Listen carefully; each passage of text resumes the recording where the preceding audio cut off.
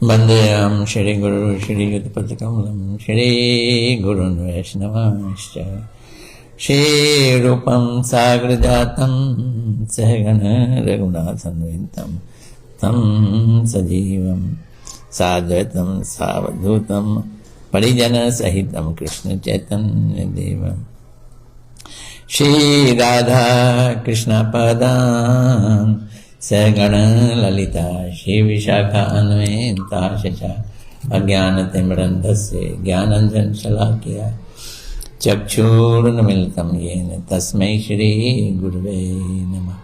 नमो विष्णुपदाय राधिकाय प्रियात्मने श्रीमद्भक्तिवेदान्त नारायण गोस्वामी इति नाम्ने श्री कृष्ण लीला कथने सदक्षम उदारे माधुर्य गुणेश युक्तम वरं वरेण्यं पुरुषं महान्तं नारायणं तमां शिरसा नमामि।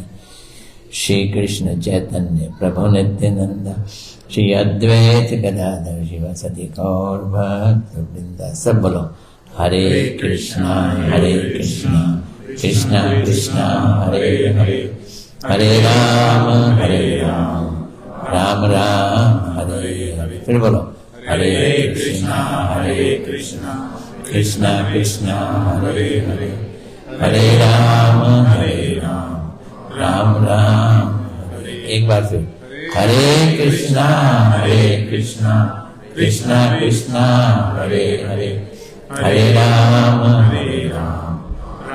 राम हरे हरे। मैं सर्वप्रथम अपने परम आराध्यतम गुरुदेव नित्य लीला प्रविष्णु विष्णुपाद अष्टोत्तर श्रीमद् भक्ति वेदांत नारायण गोस्वामी महाराज जी के चरणों में अनंत कोटि दंडवत अर्पित करता हूँ। तत्पश्चात समस्त गुरु परंपरा के चरणों में मेरा हृदय से अनंत कोटि दंडवत प्रणाम। उपस्थित विष्णु प्रभु जी के चरणों में मेरा हृदय से दंडवत प्रणाम। दयानिधि प्रभु जी के चरणों में हृदय से दंडवत प्रणाम। उपस्थित वैष्णव के चरणों में मेरा हृदय से दंडवत प्रणाम। और आज के कार्यक्रम का और इस स्थान पे भी मेरे को हृदय से दंडवत प्रणाम। बैकुंठ में वृंदावन आ गया है, बैकुंठ में वृंदावन आ गया है। ये जगह बैकुंठ जैसी लग रही है और उधर आया यहाँ वृंदावन। हम लोग इस महीने को दामोदर मास भी कहते हैं और इस महीने में भगवान की पूजा इस दामोदर अष्टकम से हम गाते हैं। नमामीश्वरम सच्चिदानंद रूपम लसत कुंडलम गोकुले ब्रजमानम। ये जो अष्टकम है इसका नाम क्या है? दामोदर अष्टकम। इसको एक भक्त रहे सत्यव्रत भक्त, क्या नाम? सत्यव्रत। वो उन्होंने गाया है इसको और इसका पद्म पुराण में उल्लेख आता है। नारद जी शौनक आदि ऋषियों को समझा रहे हैं। हमारे आचार्यों ने कहा है कि ये रोज गाना चाहिए, दामोदर अष्टकम रोज गाना चाहिए। खाली कार्तिक मास में नहीं गाना चाहिए, हर दिन गाना चाहिए। इसकी इतनी महिमा है कि हमें रोज गाना चाहिए। अच्छा समझो जरा,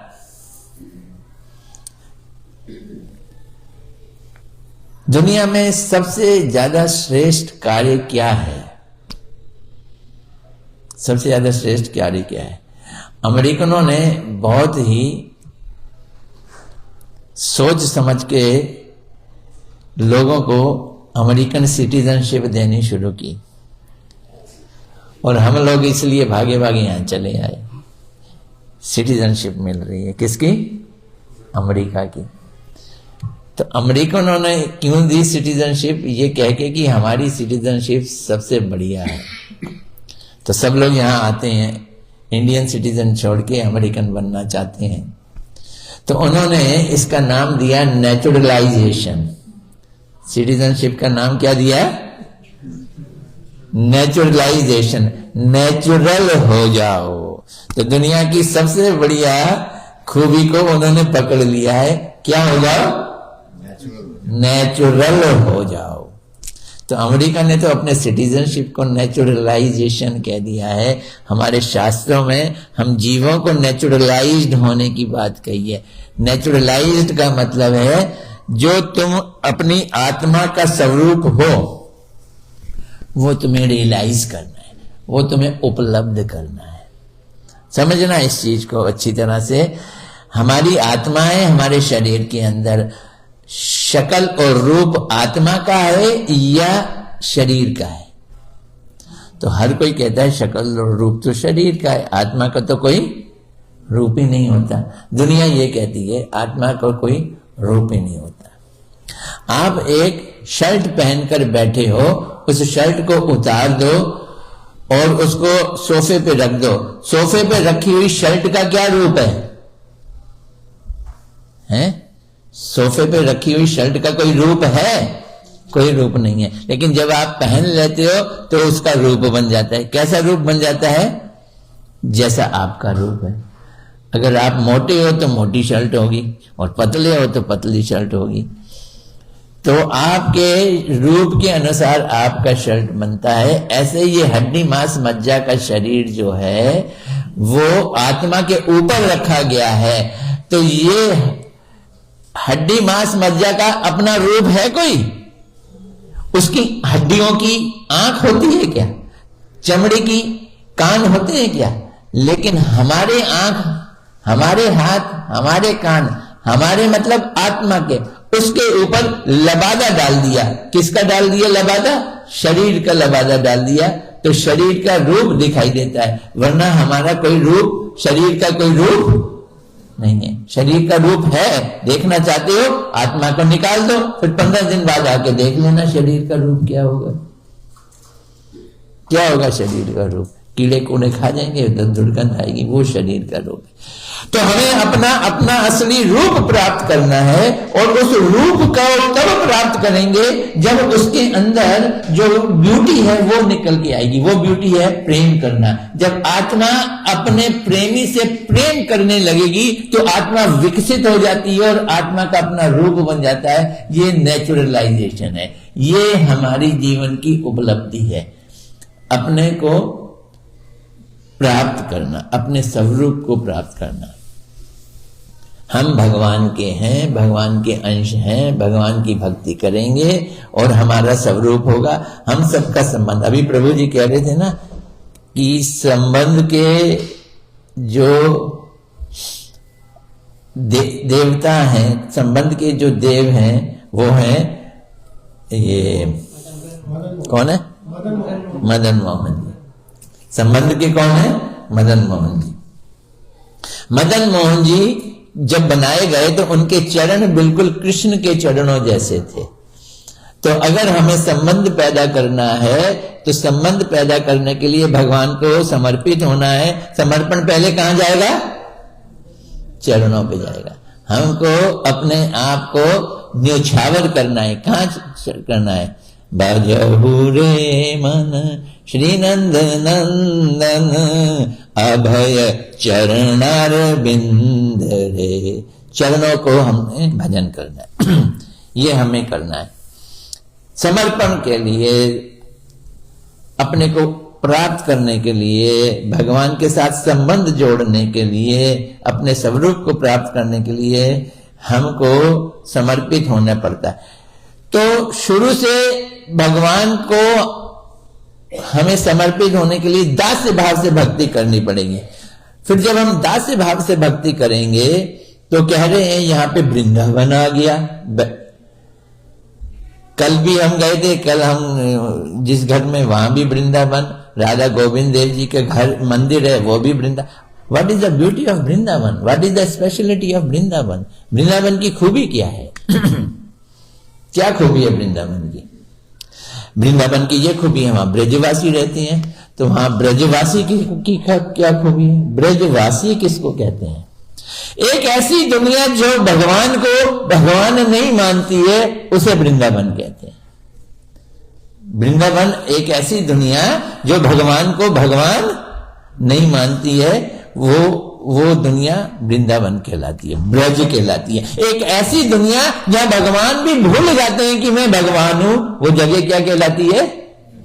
वो वृंदावन कहलाती है, वो ब्रज कहलाती है। यहाँ के सारे लोग भगवान के चारों ओर जैसे एक मीठे पे चींटियां चिपकी रहती हैं, कृष्ण के साथ चिपके रहते हैं, लेकिन मनुष्य जैसा उनका संबंध है कृष्ण के साथ, कोई भी उनको भगवान नहीं मानता। ये ब्यूटी है कहां की? वृंदावन की। तो वृंदावन में भगवान कृष्ण रहते हैं, और जो अपने को भगवान नहीं मानते और जितने ब्रजवासी रहते हैं उन सब का कृष्ण के साथ तीन तरह का संबंध है। या तो कृष्ण के सखा हैं, या कृष्ण के माता पिता हैं, या कृष्ण की प्रेमिकाएं कौन? गोपियां। ये तीन संबंध के अधिकतर लोग वृंदावन में रहते हैं। इन संबंधों को ग्रहण करना ही ब्रज प्रेम है, ये वृंदावन है। और वो दामोदर अष्टकम से आएगा, दामोदर अष्टकम की गीत गाने से वो चीज आएगा। जब हम भगवान की भक्ति करते हैं तो हम भक्ति करने से जो अलग अलग संबंध है, शांत भाव का संबंध होता है कुछ लोगों का, वो वृंदावन जा ही नहीं सकते जिनका भगवान से शांत भाव का संबंध है। जिनका भगवान के साथ दास्य भाव का संबंध है वो भी वृंदावन नहीं जा सकते। जैसे हनुमान जी, हनुमान जी राम की सेवा करते हैं, दास्य हैं। अगर वो यहां आ जाएं और देखें कि वही राम कृष्ण बनते हैं और मां यशोदा उनके कान उमेटती हैं, तो उनको तो मुसीबत खड़ी हो जाए। किनको? हनुमान जी को तो मुसीबत खड़ी हो जाए। इसलिए Hanuman ji has no entry to Vrindavan, वहां आ नहीं सकते हैं। तो ना वहां पे शांत भाव का भक्त जा सकता है, ना वहां पे दास्य भाव का भक्त जा सकता है। कौन सा भक्त जाएगा? जो भगवान के साथ या तो दोस्ती संबंध सखा का रखेगा, या फिर वात्सल्य भाव का रखेगा, या फिर गोपियों वाला माधुर्य भाव का रखेगा।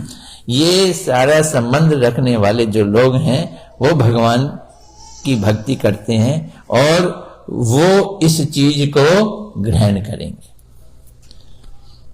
तो गुरुदेव ने ये छोटा सा जो वो है, इसमें हमारे टीका लिखी है, शायद सनातन गोस्वामी जी ने टीका लिखी है। तो सनातन गोस्वामी जी की जो टीका है वो संस्कृत में थी, दामोदर अष्टकम संस्कृत में था। तो गुरु महाराज जी ने संस्कृत से अनुवाद किया, टीका का अनुवाद किया, फिर अपनी टीका डाली। जो गुरुदेव ने अपनी टीका लिखी है वो तो और भी गजब की टीका है, गुरुदेव की अपनी टीका। और उससे ये छोटा सा ग्रंथ बनाया है, पता नहीं ग्रंथ आप लोगों ने देखा नहीं, आप दामोदर अष्टकम में सब लोग इस ग्रंथ को अपने घर में ले आओ और उसकी टीका को पढ़ना, बड़े ध्यान से पढ़ना। इतना डिटेल में दिया है कि आप हैरान रह जाएंगे। मैं तो भूमिका में इतना टाइम लगा लिया मैंने तो। नमामीश्वरम सच्चिदानंद रूपम लसत कुंडलम गोकुले ब्राजमानम। मैं ईश्वर को प्रणाम करता हूं। दास्य भाव से भक्ति शुरू की किसने? सत्यव्रत ऋषि ने दास्य भाव से भक्ति शुरू की। दास्य भाव से कितने सालों तक भक्ति की होगी पता नहीं, की उन्होंने। उसके करने से क्या हुआ? उनकी सफाई हो गई, हृदय साफ हो गया। हृदय साफ हो गया तो उनको कुछ दिखाई देने लगा। क्या? कि वो जो ईश्वर है उनका स्वरूप है सच्चिदानंद। नमामीश्वरम सच्चिदानंद रूपम, वो बिना रूप के नहीं है। ईश्वर का क्या मतलब है? जो सारे विश्व के मालिक हैं। ईश्वर का क्या मतलब है? जो मेरे भी मालिक हैं। तो जो सबके मालिक हैं, मेरे भी मालिक हैं, उनको मैं समर्पित होता हूं। उसके समर्पण होने से क्या होगा? हृदय की शुद्धि हो। हृदय की शुद्धि का क्या मतलब है? अभी प्रभु जी बतला रहे थे ना, क्या कहते हैं, ये गोविंद देव जी के पास मत जाना। अगर जाओगे तो सब, एक बच्चा मिट्टी पे बैठा हुआ था, बड़ी अच्छी मिट्टी थी, उठाई उसने, मुंह पे मुंह लगाई, कुछ मुंह पे लगा ली, कुछ शरीर पे लगाई, कुछ खाना शुरू कर दिया। 2-2.5 साल का बच्चा। इतने में माँ आई, माँ ने देखा ये तो मिट्टी खा रहा है, वो पकड़ के उसको जल्दी से उसकी मुंह से मिट्टी निकाली, उसके हाथ से मिट्टी निकाली, इधर उधर निकाल दी, और बच्चा रो रहा है, मेरा तो सब कुछ बर्बाद कर दिया, मैंने तो इतनी मुश्किल से ग्रहण किया था और मेरी माँ ने सब कुछ बर्बाद कर दिया।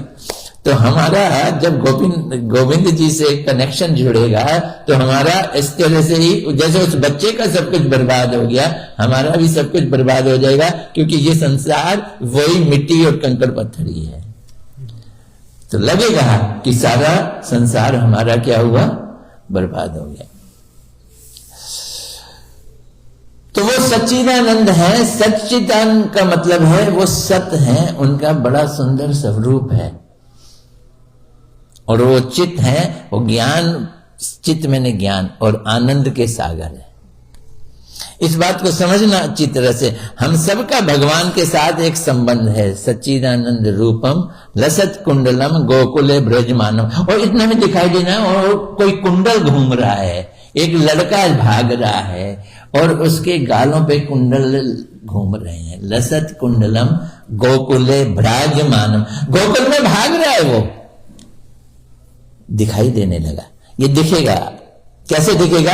पहले नमस्कार करना पड़ेगा। किसको नमस्कार करना है? ईश्वर को। सच्चिदानंद रूपम, जिसका रूप कैसा है? सच्चिदानंद है।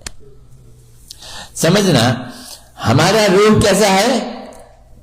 हमारा रूप क्या कहते हैं, चमड़ियानंद है। चमड़ानंद समझते हो? हैं? हम चमड़े से आनंद लेते हैं, हमारा रूप चमड़ानंद है, और भगवान का रूप क्या है? सच्चिदानंद है। नया फ्रेश चमड़ानंद, हमारा रूप है चमड़ानंद, और भगवान का रूप है सच्चिदानंद। जिसका नाश ना हो वो सत, जो बड़ा सुंदर है वो सत। तो भगवान सुंदर हैं, सुंदर स्वरूप वाले हैं, इसलिए सच्चिदानंद रूपम, वो रूप उनका सच्चिदानंद है। और उन्होंने जब ये प्रार्थना की, उनका सच्चिदानंद रूप है, तो ये हुड़क जागी, वो कैसा है? तो उनको दिखाई दिया। कैसे दिखाई दिया? कि एक लड़का दौड़ लगा रहा है, 2.5 साल का है, ब्रज में दौड़ लगा रहा है, गोकुले ब्रज मानव, वो तेजी से दौड़ लगा रहा है। यशोदा बियो लुखा लद्धा वमान, अरे बाप रे, उसकी मैया उसके पीछे भाग रही है, उसकी मैया पीछे भाग रही है, और लठुआ लेके भाग रही है, हाथ में सोटी लेके भाग रही है। परामृष्ट मध्यंतो ततो द्रुत गोपिया। अब स्पीड किसकी ज्यादा तेज है? 2.5 साल के बच्चे की तेज है या मां की तेज है? बोलते मां तो मां है, बड़ी हो गई है, थोड़ा सा उसका कमर तो बहुत पतली है, लेकिन नीचे से थोड़ी स्थूल है, लेकिन उसकी स्पीड बच्चे से ज्यादा है। बच्चे से ज्यादा स्पीड कैसे हो सकती है? तो उसमें बोला ये प्रेम है। उस बालक का मां के लिए प्रेम, मां का बेटे के लिए प्रेम, इन दोनों में जिसका प्रेम ज्यादा है उसकी स्पीड ज्यादा है। तो मां की स्पीड ज्यादा है, यानी मां का प्रेम ज्यादा है। मां ने क्या किया? मां ने उसको पकड़ लिया। पर यह घटना कब घटित हुई? इस पे गुरुदेव बड़ी सुंदर कथा सुनाते हैं, जो वो मैं आपको बताता हूं जिसके लिए मैंने शुरू की थी और प्रभु जी ने मुझे दिया है। तो ठीक है, अभी तो रात बाकी है।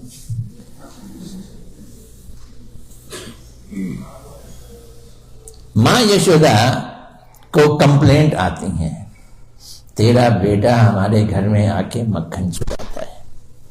अब समझ लो, मां ये नहीं जानती है कि मैं यशोदा हूं, दुनिया के मालिक की मां हूं मैं।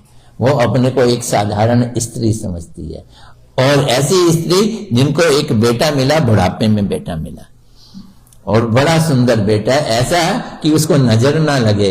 ओए ओए ओए, तो ये नजर ना लगे, ये है ना भजन एक, उसको नजर ना लगे। बहुत सुंदर बेटा, पर बेटा बिगड़ रहा है, चोरी करने लगा। हम इस गोकुल के राजा हैं, नंद बाबा राजा हैं, यशोदा मैया रानी हैं, और बेटा चोर निकल रहा है। हाथ से ही निकल जाएगा, इसकी तो हमारी तो सारी की सारी इज्जत मिट्टी में मिल जाएगी।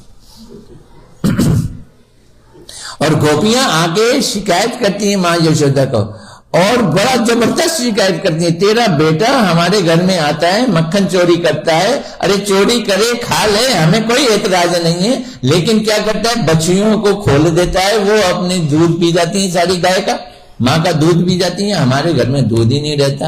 मक्खन लेके बंदरों को खिला देता है, और कौओं को खिला देता है, और फैला देता है, और सारा का सारा हमारा घर के अंदर चौपट कर देता है।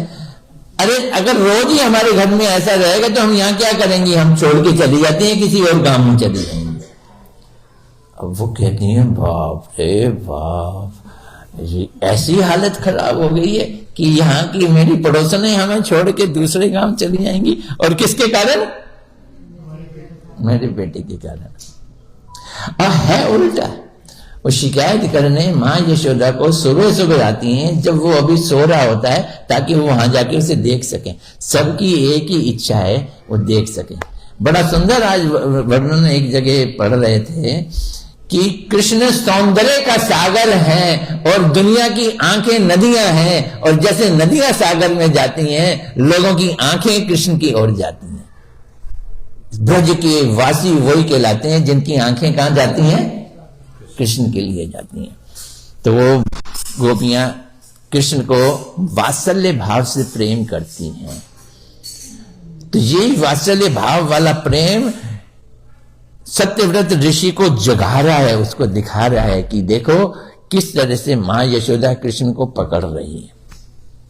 तो मां ने सोचा, मुझे लगता है कि हम बड़े लोग हैं, राजा हैं, हमारे नौकर चाकर हैं, हमारी गैयाओं को नौकर चाकर देखते हैं, दूध भी वही काढ़ के लाते हैं, वही मक्खन निकालते हैं, तो मेरे घर के मक्खन जो है उसमें कुछ गड़बड़ है। और दूसरों के घर की महिलाएं जो हैं, ये लोग खुद दूध निकालती हैं, दूध बनाती हैं, लस्सी बनाती हैं, इनका मक्खन मीठा होगा। तो आज मैं भी ऐसा करती हूं कि अपने घर के अंदर मक्खन खुद बनाऊंगी। सारे नौकरों को छुट्टी दे दी, कल दिवाली है।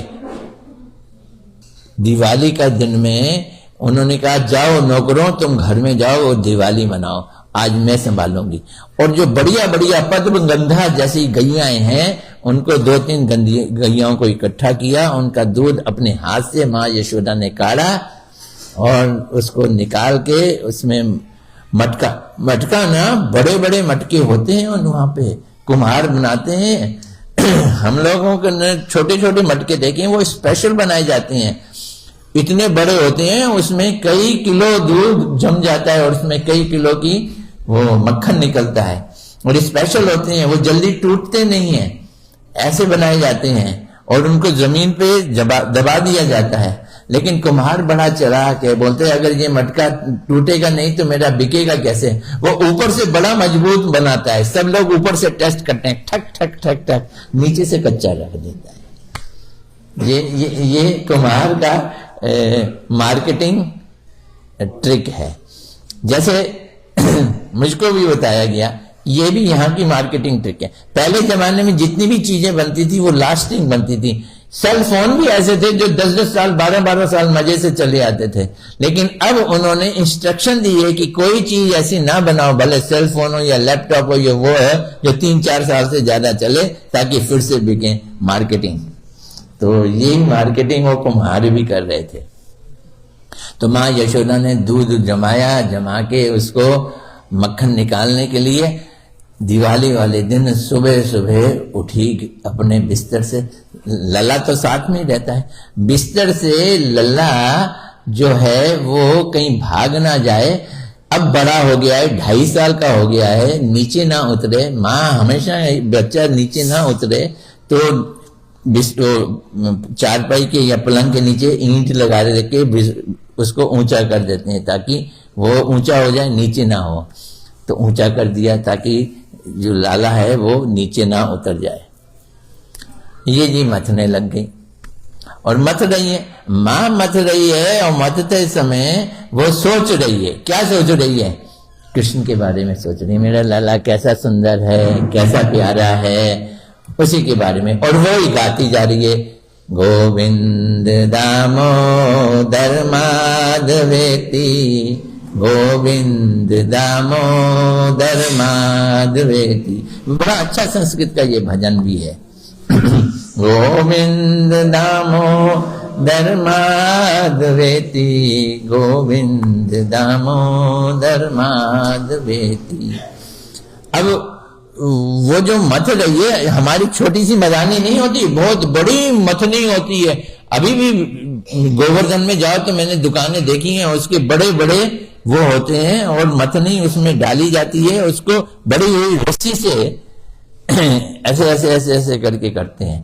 तो गुरुदेव बता रहे हैं, रस्सी से जब वो कर रही हैं गड़गड़ गड़गड़ गड़गड़ गड़गड़, तो ऐसे आवाज आ रही है, धिक तान धिक तान, ये आवाज आ रही है। धिक धिक मैंने धिक्कार है, तान तान मैंने उनको जिनका ध्यान कृष्ण में नहीं आता। धिक तान उनको धिक्कार है जिनका कृष्ण में ध्यान नहीं आता। और चूड़ियां भी खन खन कर रही हैं, जैसे करताल, वो मृदंग है कौन?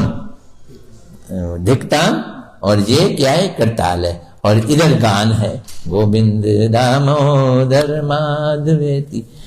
अब कृष्ण को आकर्षित करना है तो एक ही उपाय है। क्या उपाय है? कृष्ण के नाम का गान, कीर्तन, हरि नाम।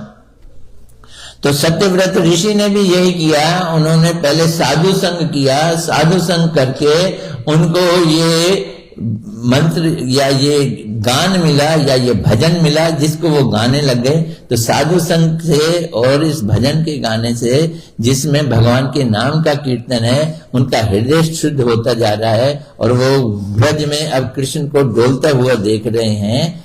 इसी तरह से मां यशोदा गान कर रही है तो कृष्ण कैसे चुप बैठे रह सकते हैं? उठ गए, लाला उठ गया, 2.5 साल का लाला बिस्तर पे सोया हुआ। मैया नहीं है, मैया के बिना वो सो नहीं सकता। मैया कहां गई? तो मैया देखी वो दधी मंथन कर रही है।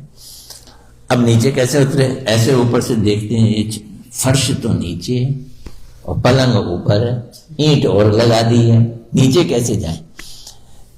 देखो, जिस बालक ने नीचे उतरने की हिम्मत नहीं है, ये वो बालक है जिसने गिरिराज गोवर्धन को 7 दिन तक अपनी बाएं उंगली में छोटी उंगली से उठा के रखा हुआ। ये वो बालक है, जब वराह भगवान का अवतार दिया था तो सारी पृथ्वी को अपने सूंड के ऊपर रखा था, लेकिन आज क्या नहीं कर पा रहा? पलंग से नीचे नहीं। तो क्या करे? पहले मुंह नीचे रखे या पहले पैर रखे? तो ऐसे आगे करके पैर रखा है तो पैर नीचे जमीन पे लग नहीं रहे हैं। ट्रिक नहीं समझ आ रही नीचे कैसे उतरे। तो फिर दिमाग में आया, उल्टा करके उतरता हूं। फिर वो उल्टा उतरे, पेट को नंग धड़ंग है, पेट को बिस्तर से लगा दिया और हाथ से बिस्तर के चादर को कस के पकड़ लिया, पैर नीचे खिसकाने लगे। धीरे धीरे धीरे धीरे पैर खिसका रहे हैं। अब अधर में लट गए, जोर से रोने लगे, ना ऊपर के रहे ना नीचे के रहे, बड़ी दिक्कत हो रही है। फिर चादर जो थी वो खिसक गई, थोड़ी सी हाथ से छूट गई, तो पैर एकदम धड़म करके जमीन पे आ गया, नीचे उतरे। इस तरह से लाला आज पहली बार अपने आप मां के बिना पलंग से नीचे उतरा। अब नीचे उतर के मां के पास चला गया और मां अपना धैर्य मंथन कर रही, आंख बन के, गोविंद दामोदर माधवेति। अब उसको अपने बेटे का रोना भी नहीं सुनाई दे रहा, बेटे का रोना भी नहीं सुनाई दे रहा। तो मां का अटेंशन कैसे डाइवर्ट करे? बड़ा जरूरी काम है।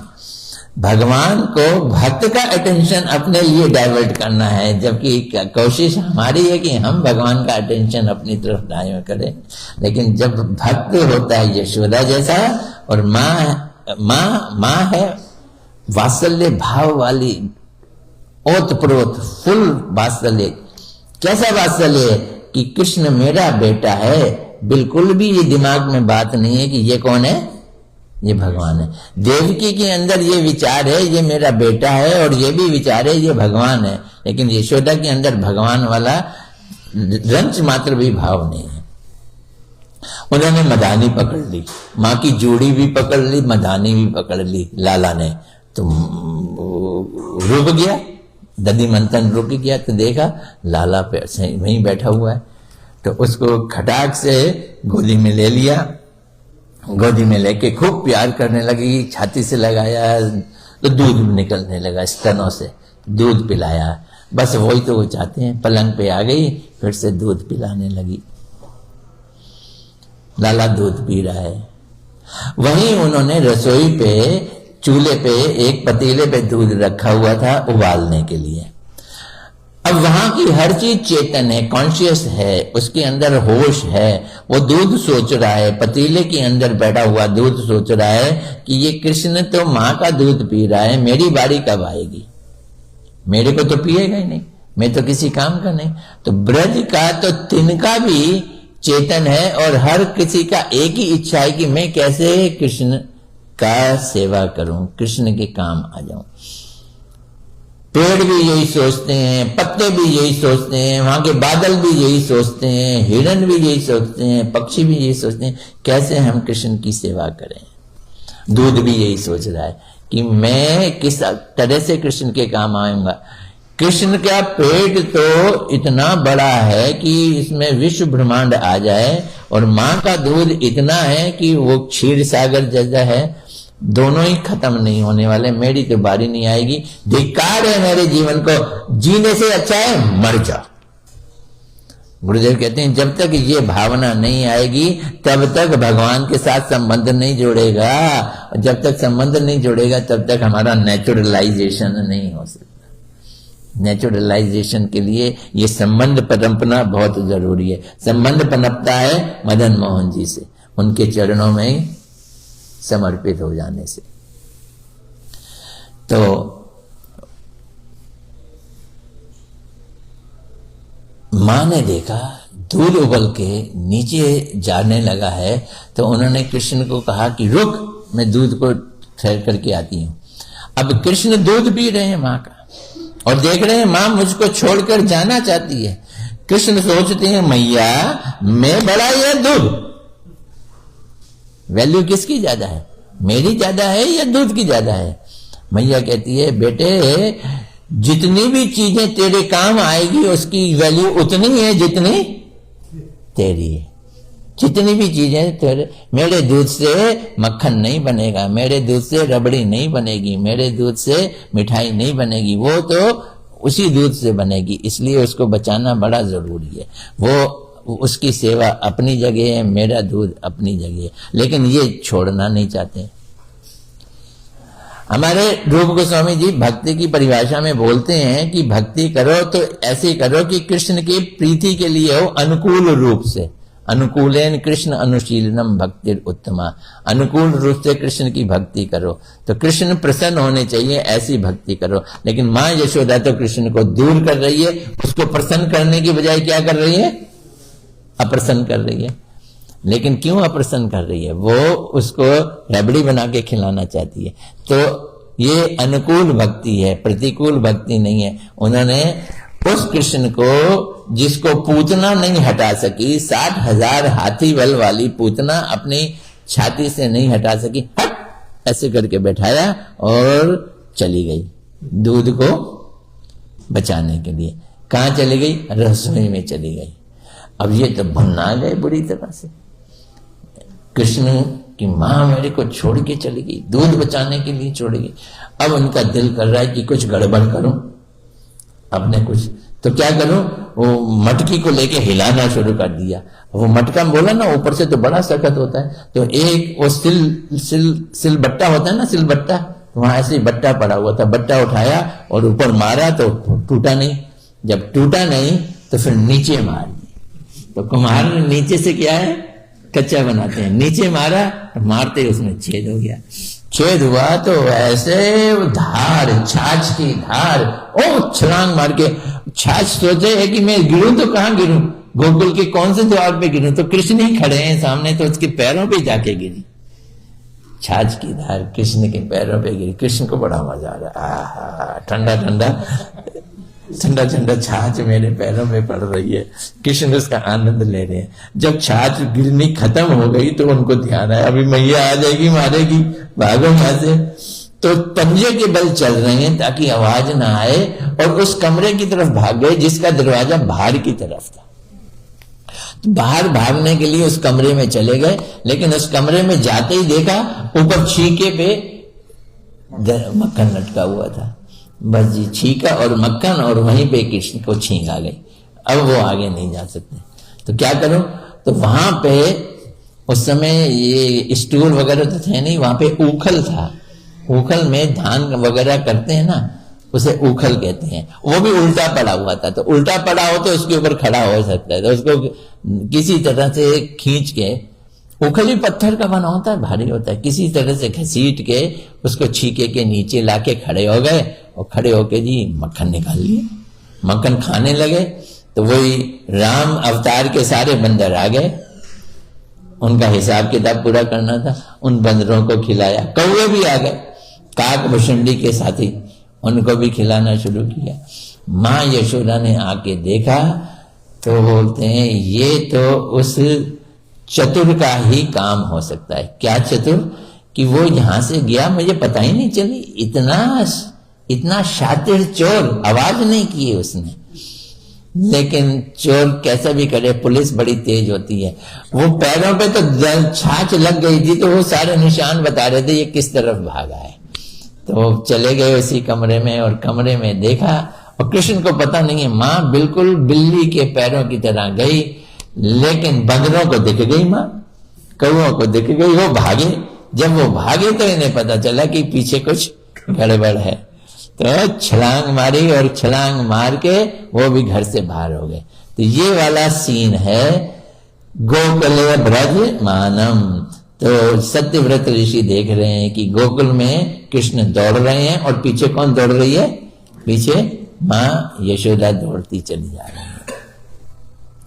पीछे माँ दौड़ रही है, कृष्ण आगे दौड़ रहे हैं, और धीरे धीरे धीरे धीरे स्पीड जो है वो माँ की ज्यादा है। उन्होंने पीछे से प्रामृष्ट मर्तन तो ततो द्रुत गोप्या, गोपिया मैंने यशोदा माँ गोपी, द्रुत तेज गति से चलकर उन्होंने कृष्ण को क्या किया, पकड़ लिया, कृष्ण को पकड़ लिया। अब ये देख रहे हैं कैसे इतनी इनकी योग्यता हो गई, कैसे नमामीश्वरम सच्चिदानंद रूपम, ये गाते गाते इतनी योग्यता हो गई, इतना हृदय साफ हो गया कि ये क्या दिखाई देने लगा। लसत कुंडलम गोकुले ब्रजमानम, अब वो यशोदा भियो मुखा लुखा लुब्धा मामनम परामृष्ट मृतंत ततो द्रुति गोपिया, कि वो उखल को क्रॉस करके कृष्ण भागे और उन्होंने पकड़ लिया, हाथ में छड़ी है। मां मुझे मारियो मत। दुनिया को अभय देने वाले, जिनके चरणों को अभय कहते हैं, अभय चरणारविंद, वो डर रहे हैं। किससे डर रहे हैं, मां यशोदा से डर रहे हैं। वो मां यशोदा से डर रहे हैं, उनकी हालत खराब हो रही है।